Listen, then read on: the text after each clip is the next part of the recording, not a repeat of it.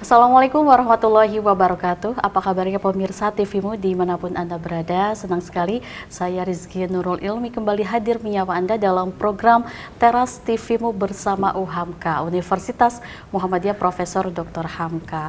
Dan pemirsa, seperti episode sebelumnya, Teras TVmu membahas berbagai informasi menarik terkait keberhasilan atau prestasi-prestasi capaian yang telah diraih oleh Universitas Muhammadiyah Profesor Dr. Hamka dari berbagai narasumber terkait sesuai dengan temanya masing-masing. Nah, dan pada saat ini kita sesuai dengan temanya yaitu penerapan AI atau AI, Artificial Intelligence dan Machine Learning dalam pengembangan dunia pendidikan.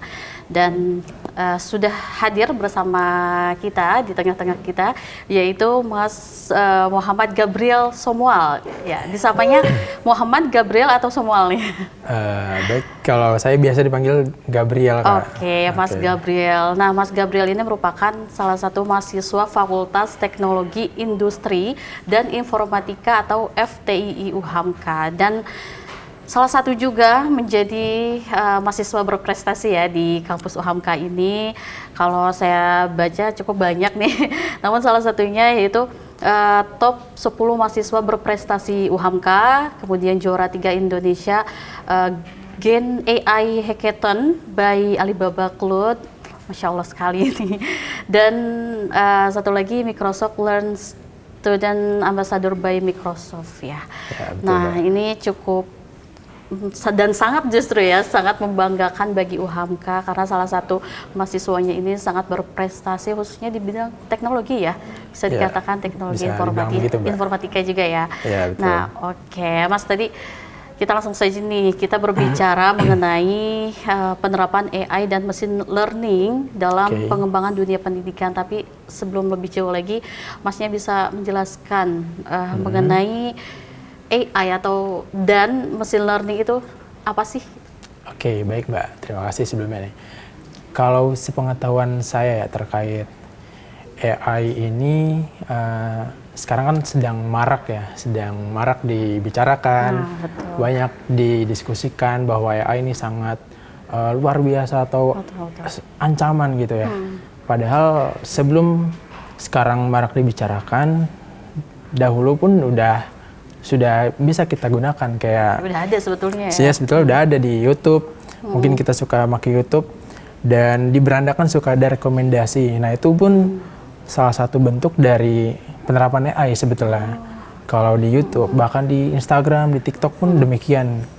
Dan kalau bicara machine learning, dari yang saya ketahui, yang saya baca dan yang saya teliti, bahwa machine learning ini merupakan turunan, bisa dibilang turunan dari artificial intelligence yang berguna untuk menganalisis data atau mengenali data yang bentuknya atau formatnya itu lebih ke numerik atau angka. Mungkin itu sih yang saya ketahui ya terkait AI dan machine learning. Baik, nah terkait AI dan machine learning ini kan cukup sulit ya, saya juga nggak paham gitu, bukan kurang paham tapi nggak paham sama sekali sebetulnya. Nah, yang memotivasi Mas Gabriel ini bisa masuk ke dunia per AI dan machine learning ini, khususnya UHAMKA ini apa nih motivasinya? Oke, baik Kak, terima kasih nih sebelumnya. Jadi kenapa saya sangat tertarik dengan AI, itu kalau kita mau saya izin ya Kak, tarik ke belakang gitu ya, sebelum saya masuk UHAMKA. Saya ini kan memang orang yang gaptek ya, saya nggak ngerti gitu cara menggunakan komputer. Bahkan ketika saya mematikan laptop gitu ya, seharusnya kita menggunakan kursor untuk shutdown.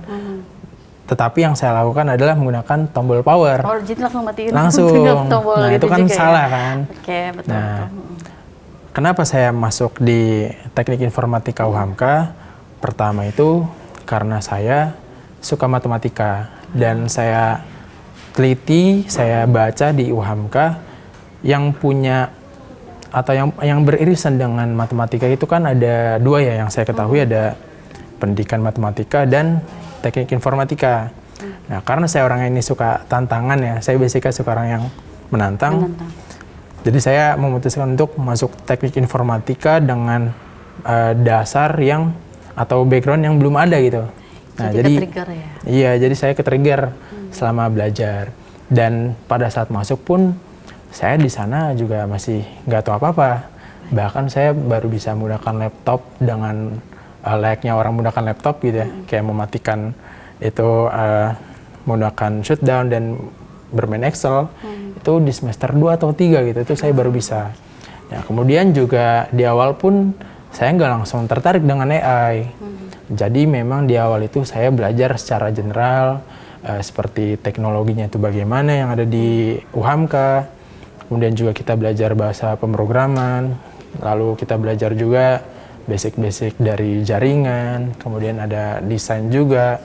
Tetapi ada satu momen di mana saya jadi tertarik dengan AI atau machine learning ini karena pada saat saya semester 6 itu ada sebuah program dari Kampus Merdeka, yaitu MSIB, yang dimana MSIB ini dirancang untuk mahasiswa belajar secara independen, dan di sana ada nama programnya yaitu Bangkit Academy. Jadi Bangkit Academy ini merupakan program dari MSIB, dan di kalangan developer, di kalangan praktisi atau orang-orang yang suka di teknik informatika ini Kak, memang program ini sangat bergengsi. Dan di UHAMKA sendiri pun dari yang saya ketahui, yang saya baca juga, bahwa dari seluruh mahasiswa di UHAMKA pada saat saya semester 6 ya, yang keterima di Bangkit Academy hanya 10 orang. Di angkatan, tapi cukup banyak juga sih sebetulnya. Iya, cukup banyak, tapi kalau dibandingkan dengan UHAMKA, 1 banding banyak gitu kan ya. Oke. Iya. Dan di angkatan saya waktu itu ada 9 orang, dan ada yang 1 orang kakak tingkat. Dan saya di sana, di Bangkit Academy, saya belajar terkait machine learning. Saya tidak punya basic, saya hanya gemar matematika. Dan dengan seiring berjalannya waktu, saya belajar, saya mendalami terkait apa itu AI, machine learning, kemudian juga ada deep learning, kita belajar. Sehingga saya merasakan betul gitu Kak, manfaat dan dampak yang tadi saya tidak bisa mengerti ngoding, menggunakan bahasa tertentu untuk membuat machine learning atau AI, dan alhamdulillah sekarang saya jadi lebih mengerti gitu Kak, terkait mungkin flow proses atau variabel apa aja gitu yang dibutuhkan untuk membuat AI itu sendiri. Mungkin itu sih Kak yang saya ketahui. Justru awalnya malah gak bisa gitu, Iya. nggak suka ya, lebih nggak suka. Betul. Tapi tadi ada poin pentingnya sih karena lebih ke matematikanya ya. Iya, Oke. lebih ke matematikanya. Oke, Mas Gabriel nih, kalau kita merujuk ke bidang pendidikan nih kan, Mas Gabriel juga salah satu dari bagian dari UHAMKA yang memang fokus untuk bidang pendidikan ya. Nah, kalau untuk penggunaan atau dari AI dan machine learning ini, bagaimana kalau untuk di dunia pendidikan sendiri penggunaannya? Oke, baik. Mungkin kalau dari yang saya ketahui ya kayak yang saya baca gitu, saya teliti juga bahwa AI ini seperti pisau gitu Kak, kalau di dunia pendidikan. Bisa baik, bisa buruk, dan itu tergantung penggunanya. Ada kalanya kita sebagai seorang yang fokus di dunia pendidikan, nah kebetulan kan saya bukan di pendidikan ya fokusnya, saya lebih ke praktisi. Jadi kalau sepengetahuan saya, kalau di pendidikan, kalau kita membuat kurikulum atau silabus kan perlu rujukan ya, perlu rujukan yang memang valid gitu ya. Nah, dan itu mungkin membutuhkan waktu yang lama untuk merisetnya, sehingga akan ada banyak masalah-masalah seperti human error karena kita kecapean atau bahkan stres, dan juga yang pasti dari segi waktu itu dapat dipastikan tidak efisien. Nah, dengan kehadiran AI yang marak hingga kini, itu dapat membantu kita manusia dalam mengembangkan apapun, termasuk untuk pembuatan kurikulum maupun silabus, karena menjadi lebih efisien, lebih efektif, dan juga menurunkan tingkat stres Dan juga betul betul. ya jadi dari segi waktu pun lebih cepat, mungkin gitu sih Kak. Ini sangat membantu sekali sebetulnya ya Betul. di teknologi pada saat ini. Mas Gabriel, sepertinya perbincangan kita sangat menarik sekali. Ternyata kurang nih kalau hanya satu segmen saja. Namun kita jeda terlebih dahulu. Pemirsa tetaplah bersama kami dalam program Teras TV-mu bersama UHAMKA. Ya, terima kasih pemirsa dan masih bersama kami dalam program Teras TV-mu bersama UHAMKA, Universitas Muhammadiyah Profesor Dr. Hamka. Dan kita juga masih membahas mengenai tema kita pada kesempatan kali ini, yaitu penerapan AI dan machine learning dalam pengembangan dunia pendidikan. Sebetulnya fokus Mas Gabriel ini juga lebih ke teknologi informatika gitu ya. Namun nggak apa-apa, kita sharing aja ya Mas ya. Siap, nah, Kak. kalau untuk dari AI dan penggunaan AI dan machine learning ini gimana sih Mas kalau untuk mengurangi kesenjangan digital teknologi, karena kan di Indonesia juga masyarakat secara umumnya ya gitu kan tidak semua juga, meskipun kita bisa dikatakan sedang marak ya gitu terkait penggunaan AI. Nah, itu bagaimana cara mengatasinya kalau dari Mas sendiri? Oke, baik nih Kak, terima kasih atas pertanyaannya. Kalau pandangan saya sebagai seorang mahasiswa yang belum terjun di masyarakat sebagai seorang praktisi ataupun profesional, untuk mengatasi kesenjangan atau gap terkait penggunaan AI ataupun teknologi, sepengetahuan saya alangkah baiknya itu dari individunya sendiri pun harus memang punya kesadaran, namun perlu disokong oleh pemerintah ataupun universitas untuk memberikan berupa penyuluhan terkait teknologi yang masif, yang komprehensif, kemudian juga diberikan standarisasi pendidikan terkait AI dan machine learning agar masyarakat secara luas itu lebih aware, lebih paham apa itu AI, machine learning, atau secara generalnya teknologi, sehingga masyarakat pun bisa lebih bijak dalam menggunakan AI dan juga machine learning. Mungkin seperti itu sih Kak. Sebetulnya agak sulit ya kita kalau membicarakan terkait AI tadi, juga kesadaran masyarakat kan juga belum tentu semuanya mengerti tentang AI, makanya harus ada solusi untuk mengatasi gap tersebut ya. Mas Gabriel. Nah, kalau dari Mas Gabriel sendiri bisa menyampaikan nggak sih apa sih potensi AI ini dalam pengembangan teknologi baru? Kalau dari pengembangan AI sendiri pun sebetulnya memang sedang marak juga, dan kalau dari yang saya alami, dari yang saya pelajari, dari kita tuh pernah membuat beberapa produk AI yang fokusnya di deep learning. Jadi kita berfokus untuk membantu masyarakat mengenali terkait budaya yang ada di Indonesia, khususnya batik. Nah, dari yang kita teliti, yang kita baca-baca di jurnal Sinta ataupun Scopus, itu memang secara menyeluruh masyarakat Indonesia belum mengetahui secara baik secara merata juga terkait batik, sehingga kita mengembangkan AI untuk mengatasi hal tersebut.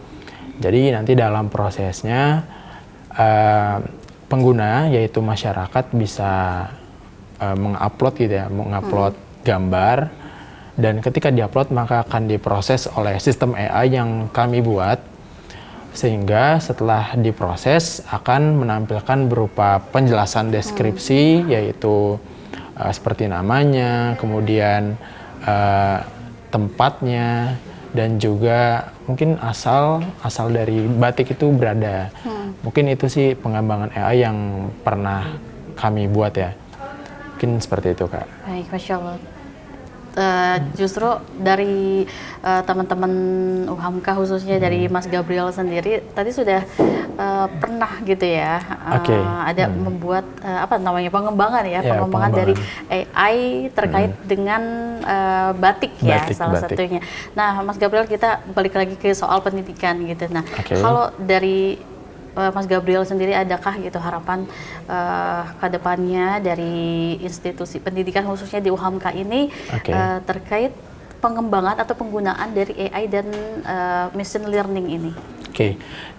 Tentu sebagai mahasiswa pasti ada harapan kepada UHAMKA khususnya terkait AI dan juga machine learning.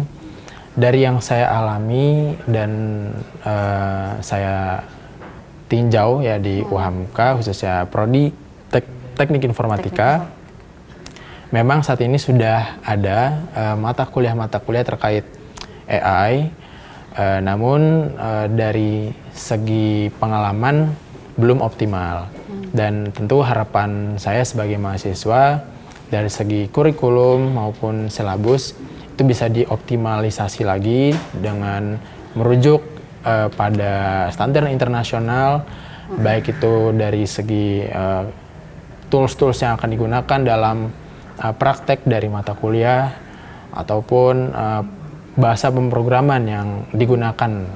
Mungkin itu sih harapan saya terkait AI dan machine learning kepada UHAMKA. Baik. Mas, terkait pendidikan, Masnya kan juga kuliah nih ya di UHAMKA gitu sesuai dengan prodinya ya, sesuai jurusannya itu Teknik Informatika. Nah, apakah juga melaksanakan penggunaan skripsi lah gitu ya, tugas akhir terkait AI atau machine learning ini? Lebih ke ini ya Kak, apa yang saya gunakan ya. Jadi kalau di pengembangan atau pembuatan skripsi ya. Jadi saat ini saya lagi seminar proposal, dan memang sangat terbantu dengan adanya AI dan machine learning yang saya dengar gitu ya, dari diskusi dengan senior-senior. Memang kalau pembuatan sempro itu cukup lama gitu, karena senior-senior ini mengerjakan sempro itu tidak menggunakan AI ataupun machine learning, dan hal tersebut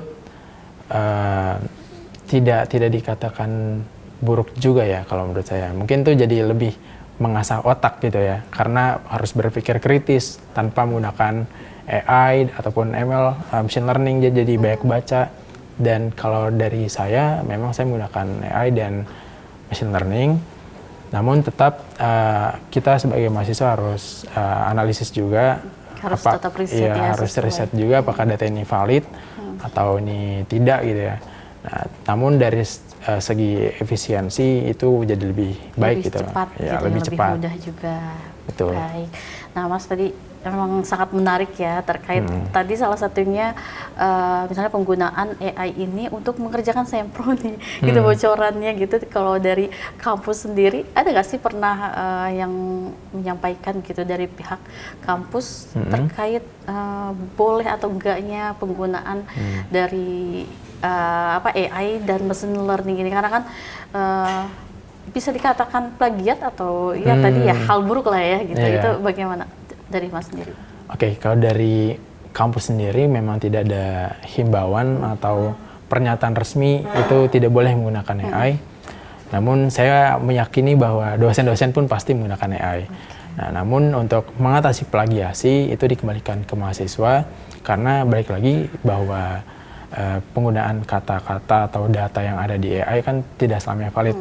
Dan kita memang sebagai mahasiswa dianjurkan, difokuskan untuk meningkatkan critical thinking, terus juga mungkin problem solving. Misalkan ada plagiasi yang tinggi, kita harus bisa itu mengatasinya. Dan tentu sekarang ada yang namanya AI detector, dan mungkin banyak dosen yang menggunakan itu untuk melihat apakah mahasiswa ini menggunakan AI full gitu ya atau tidak. Dan kita sebagai mahasiswa jangan juga bergantung kepada AI tersebut ya. Jangan sampai otak yang dikaruniai oleh Allah ini tidak digunakan malah gitu. Disia-siakan ya. Iya, malah disia-siakan. Seharusnya AI bukan sebagai tempat untuk kita bergantung, tapi hanya sebagai tool saja, sebagai alat untuk kita mengerjakan sesuatu seperti sempro ataupun makalah-makalah. Yang penting itu lebih cepat gitu ya, Iya. lebih cepat, efisien, dan dari waktunya sih ya, dari segi Betul. waktu. Baik, Mas Gabriel, cukup menarik sekali nih ya terkait AI dan machine learning ini. Tadi ternyata ya memang kita sebagai manusia tetap harus bisa memilih dan memilah ya, meskipun Iya. teknologi saat ini sangat canggih, baik itu AI dan machine learning ini, tapi ya memang harus dipilih ya, karena kita Betul. juga manusia sangat banyak sekali gitu ya manfaatnya gitu. Ya, kita jeda terlebih dahulu ya. Tetaplah Siap. bersama kami pemirsa dalam Teras TV-mu bersama UHAMKA. Ya, terima kasih pemirsa dan masih bersama kami dalam program Teras TV-mu bersama UHAMKA Universitas Muhammadiyah Profesor Dr. Hamka. Dan di samping saya nih masih ada Mas Gabriel yang setia menemani, akan membahas lagi, menjawab pertanyaan-pertanyaan saya. Mas, tadi terkait dengan AI dan machine learning ya, tentunya juga ada hambatan untuk yang akan datang begitu. Nah, kalau dari untuk contoh kasus nyata sendiri, kalau dari Masnya yang pernah lihat atau yang pernah dirasakan sendiri dari penggunaan AI yang sukses ini, apa saja yang Baik. sudah dirasakan? Baik, terima kasih Mbak atas pertanyaannya. Jadi kalau dari yang saya lihat dan yang saya baca juga, bahwa penerapan AI itu salah satu contohnya ada yang namanya face recognition. Dan itu biasa digunakan oleh perusahaan-perusahaan mungkin besar ya, atau multi company gitu yang menerapkan untuk absensi karyawan. Nah, biasanya kalau menggunakan cara-cara yang belum menerapkan AI itu biasanya menggunakan fingerprint atau yang cara-cara lama, sehingga mengakibatkan mungkin antrian di jam-jam sibuk gitu ya. Jadi pas para staff, para karyawan datang berkumpul, itu kan jadi tidak efektif ya, kan ngantri ya. Nah, dengan adanya face recognition ini yang mungkin diterapkan di CCTV, itu jadi salah satu contoh nyata dari AI yang mana ketika karyawan masuk itu tidak perlu mengantri, tidak perlu berkumpul dulu untuk absensi. Jadi karyawan tinggal lewat saja pun sudah tersistem gitu ya, sudah terdeteksi oleh sistem. Baik, berarti tidak menutup kemungkinan untuk mahasiswa di UHAMKA juga bisa begitu ya? Betul, bisa diterapkan. bisa juga. Baik, Mas, kita beralih ke soal pendidikan lagi nih. Kalau untuk penerapan AI dan machine learning ya, gitu, perkembangan AI dan machine learning ini tentunya akan mempengaruhi pendidikan di masa depan. Itu bagaimana, Mas? Baik. Tentu kalau menurut sepengetahuan saya, AI ini akan mempengaruhi pasti ke pendidikan. Dan semua pun balik lagi ke si penggunanya dalam menggunakan pendidikan. Dan sepengetahuan saya pun juga pernah di-mention oleh Ibu Wamen Prof. Stella, itu yang menyatakan bahwa kualitas pendidikan di Indonesia ini masih cukup rendah, dan dilihat dari Scopus yang diterbit oleh masyarakat Indonesia itu masih sedikit, khususnya pada kuartil 1. Dan itu tentu jadi notifikasi atau sinyal bahwa pendidikan Indonesia itu masih cukup rendah. Namun dengan adanya AI ini bisa jadi gebrakan gitu. Kalau dari kita sebagai user, sebagai pengguna bisa memaksimalkan itu, bisa mengoptimalkan AI ini, sehingga kita mungkin yang bergerak di ranah researcher bisa menghasilkan Scopus yang Q1, Q2 atau Q3 dengan yang lebih baik gitu, dengan bisa datasetnya atau cara penulisannya itu yang dielaborasi oleh AI, dan tentunya otak kita sebagai perancang utamanya gitu. Sebetulnya itu ya, poin utamanya. Baik, lalu Mas, bagaimana sih cara yang kita bisa lakukan gitu untuk mempersiapkan generasi-generasi berikutnya, generasi mendatang untuk menghadapi perubahan ini? Tentunya kan ada teknologi-teknologi yang semakin canggih nih, khususnya AI dan machine learning. Oke, baik. Kalau cara generasi selanjutnya untuk beradaptasi mungkin ya, untuk beradaptasi dengan pendidikan atau era teknologi yang akan datang, yang pertama generasi ini harus punya curiosity yang tinggi gitu, punya penasaran yang tinggi terhadap suatu hal, dan tentunya ia pun harus rajin dan juga memiliki tingkat kemauan yang tinggi gitu untuk belajar. Selain itu juga harus bisa adaptasi terhadap perkembangan zaman yang cepat sekali berubah ya.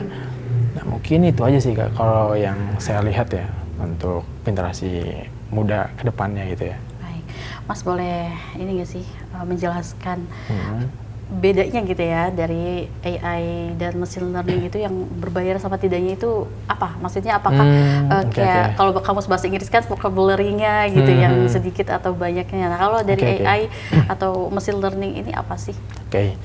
Baik, terima kasih nih Kak. Kalau dari yang saya ketahui ya, dan saya juga mengalami dan menggunakan beberapa produk dari AI yang mungkin saya atau kakaknya atau teman-teman semua itu pernah menggunakan. Ya, jadi kalau perbedaan dari antara yang berbayar dengan tidak itu di kualitas datanya. Nah, kalau yang berbayar itu tentu kualitas datanya yang lebih real time, tentunya real time, lebih berkualitas dan juga lebih valid. Nah, berbeda dengan yang masih gratis itu sepengetahuan saya dari yang saya baca, kalau yang gratis itu lebih ke data setnya yang lampau gitu, mungkin kayak 1 tahun yang lalu. Jadi memang harus up to date juga ya? Betul, dan itu bukan real time gitu ya, jadi masih yang lampau datanya. Dan dari segi kualitas dan juga validitasnya itu tidak setinggi dari yang berbayar, mungkin gitu sih Kak, dari yang saya ketahui ya.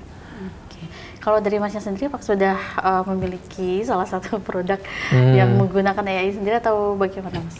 Kalau saat ini sih tentu sebagai mahasiswa bisa saja, namun pasti sulit ya karena ada banyak kegiatan dan juga tanggung jawab yang lain. Dan terus terang kalau dari saya ada tim yang sedang mengembangkan pembuatan AI itu sendiri, dan mungkin nanti ada waktu di mana kita bisa publish secara umum supaya masyarakat bisa gunakan. Mungkin gitu sih Kak. Nah, perencanaan ini, program ini ada keterlibatan juga nggak sih sama pihak kampus? Kalau untuk keterlibatan dengan kampus tentu ini tidak ya Kak ya. Karena ini inisiatif dari kita sebagai mahasiswa untuk membuat produk AI yang untuk membantu para mungkin bisa dibilang anak yang berkebutuhan khusus gitu. Mungkin seperti itu sih Kak.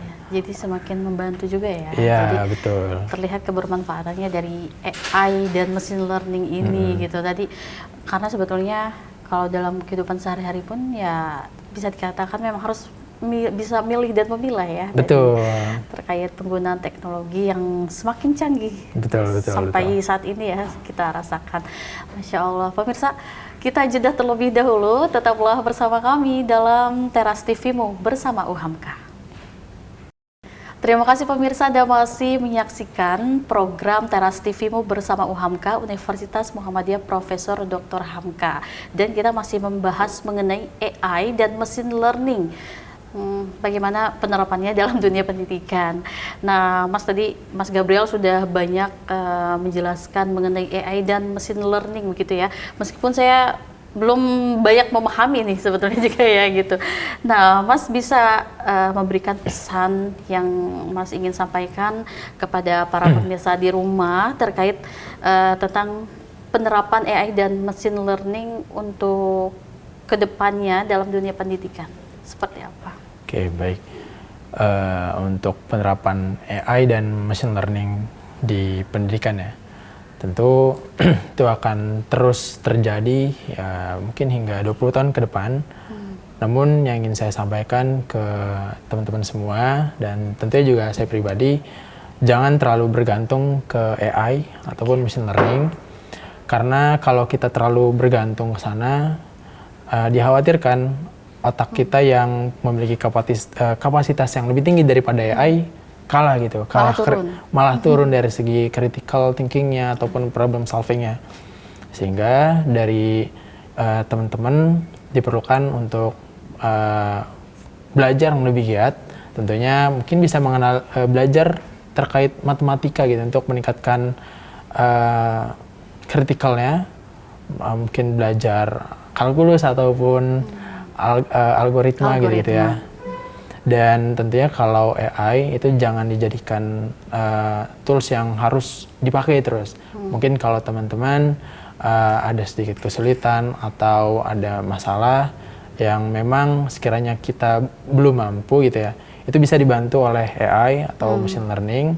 Namun juga jangan langsung outputnya saja, kita juga perlu prosesnya. Ini gimana bisa dapat 2 gitu kan, 1 tambah 1 2. Nah itu gimana sih caranya, dan kita bisa nanya tuh ke AI, ini gimana prosesnya supaya bisa 3 tambah 4 tuh 7. Jangan tiba-tiba saya dapat 7 langsung tulis gitu. Karena dari AI ya. Iya, karena dari AI. Manual dulu gitu ya. Betul, seharusnya kita juga harus mikir gitu, apakah yang dikasih oleh AI ini betul apa enggak gitu, valid apa enggak.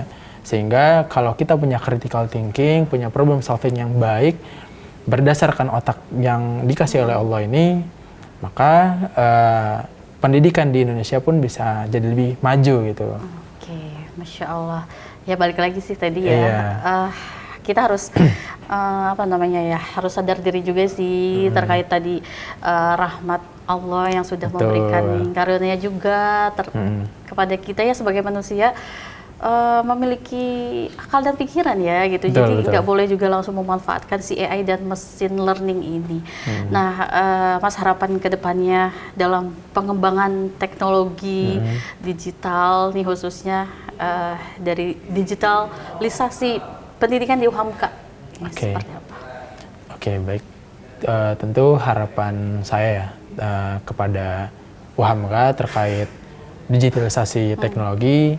Yang pertama, integrasi, diberikan atau dibuat sebuah platform yang terintegritas se-UHAMKA sehingga memudahkan para staf, karyawan dalam bekerja. Karena kalau itu belum terintegritas, itu akan mungkin menghambat dalam pekerjaannya gitu, yang seharusnya bisa lebih cepat. Namun karena belum terintegritas dari sisi teknologi, sehingga membuat pekerjaan jadi lebih lambat. Nah, kalau dari sisi mungkin dari staf atau karyawan ya. Kalau dari sisi untuk mahasiswa, tentu besar harapan saya yang pasti ditingkatkan lagi berupa kurikulum atau silabus yang merujuk mungkin bisa ke Harvard gitu ya, yang top 3 universitas terbaik, sehingga ketika kurikulum itu semakin meningkat, semakin baik dan diajarkan oleh dosen-dosen yang memiliki kompeten, dan saya yakin dosen-dosen di UHAMKA tuh punya kompetensi yang baik dengan bidangnya di masing-masing, sehingga dengan sistem yang sudah dibuat ini bisa menghasilkan mahasiswa yang kompeten di bidang teknologi ataupun di luarnya. Misalkan di ekonomi bisnis itu pun ada orang-orang akuntansi ataupun manajemen. Dan selain itu karena kita Muhammadiyah, UHAMKA tentu akan menghasilkan mahasiswa yang religius dan agamis. Mungkin itu sih, Kak. Masya Allah, sangat memberikan pencerahan sekali ya Masnya. Mas, kita sudah di penghujung acara, barangkali Masnya juga satu lagi nih bisa memberikan pesan kepada para Gen Z ya, di rumah gitu terkait AI dan machine learning ini. Oke, baik.